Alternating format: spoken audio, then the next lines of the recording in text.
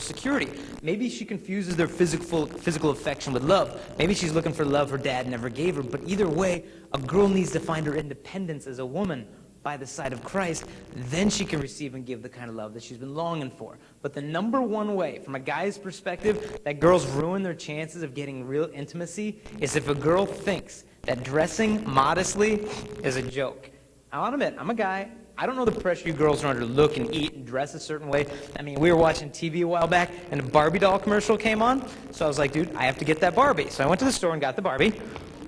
Shut up. Yeah, I've got issues. No, this is, I don't remember her name. It was like Botox, collagen, silicone Barbie or something. But, girls are told from the ages of like 3 and up, behold womanhood. You too can be a woman, okay? Just eat 3 croutons a day, all right? You dress like a collection of body parts, and girl, you're going to find love. And so what does every beer commercial, every billboard basically tell women about their bodies? It basically tells girls like, you're too fat. You're too skinny. You're too fat and too skinny. You're a real piece of work. Just constantly, girls are told your body is trash. Hate your body. 5 minutes later, they tell you worship your body. And during that confusion and a girl's sincere desire to find love and be found beautiful, she may look at Cosmo and 17 magazine and thinks, well, that's a cute outfit. Maybe if I dress like that, I'll meet a nice guy, and maybe we'll find love. Well, it sounds like it makes sense, but what happens is this. If we guys are very visual when it comes to sexuality. And if we see a girl walking down the street dressed like this, let's say she's got one of those new short skirts they have that you can mistake for a wide belt, you know what I'm talking about?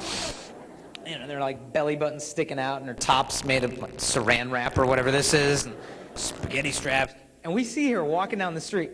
We think that she's trying to tell us, like, hey, boys, the greatest thing about me is my body. And we'll look at her, and we'll be like, I agree. That's a nice body. But if her sexual value is the first thing that draws me to a woman, I might think that that's the best thing she has to offer. Forget her friends and her dreams and her family. I want to get to know the body. And a guy might say or do whatever necessary to get access to her body. And if she gives him access, thinking, oh, maybe he'll like me more, usually what happens is the guy loses respect because he gets bored. He moves on, and she's left there thinking, well, maybe if I'd been skinnier, he would have liked me more. Maybe if I'd done more with him sexually, he would have stayed longer. He might not have stayed longer, but he would have used her longer. But heart's made for better kind of love than that. And guys get used too. We all know the pressures go both ways. But with modesty, I'm not saying like girls, I want you to look as ugly as physically possible. I don't want you girls like show up at your prom like with this, this huge dress on, and your boyfriend sees you. He's like, modesty, wow, girl, you're looking good there in your shapeless plaid ankle-length jumper, hey, that's a nice potato sack, stay home.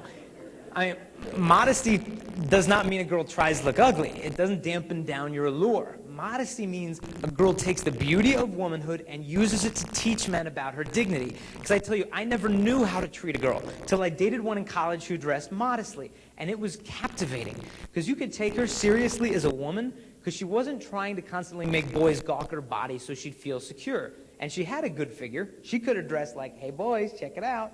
But the way she dressed said like, hey, boys, frankly, I'm worth waiting to see. And under that humility was something radiant you could not get bored with because that girl had that deeper reverence for herself. By the way a girl dresses, by the way a girl dances, you can tell if she wants you to treat her like a gentleman or not.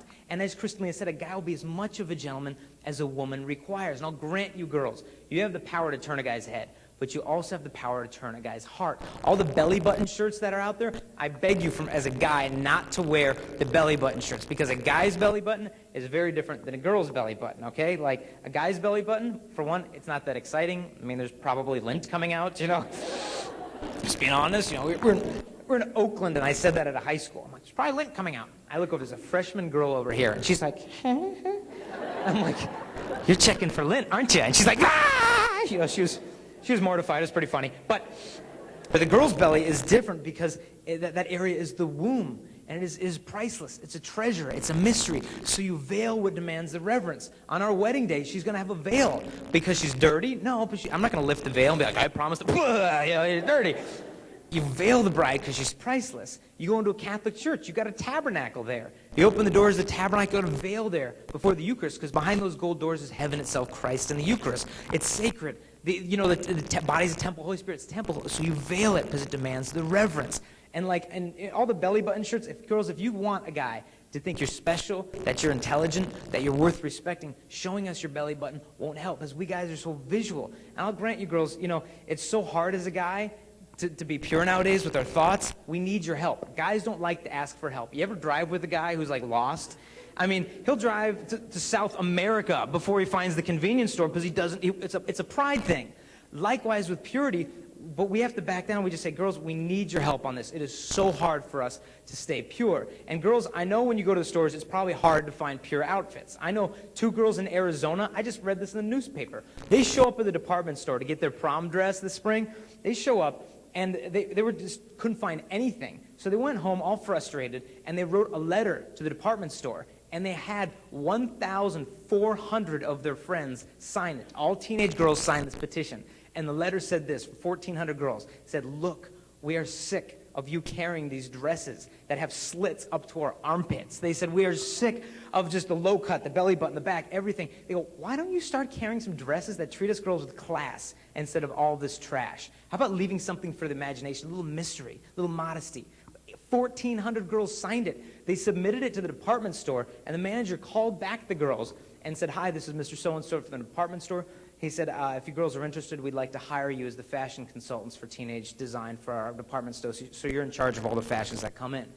The girls have power in this to shape the way that the whole world looks at women, so tap into that. Now, I mean, I'll put Barbie away for now. Whoa, sorry, she's okay, she's still smiling. Girls, what's funny lately is we have to do all this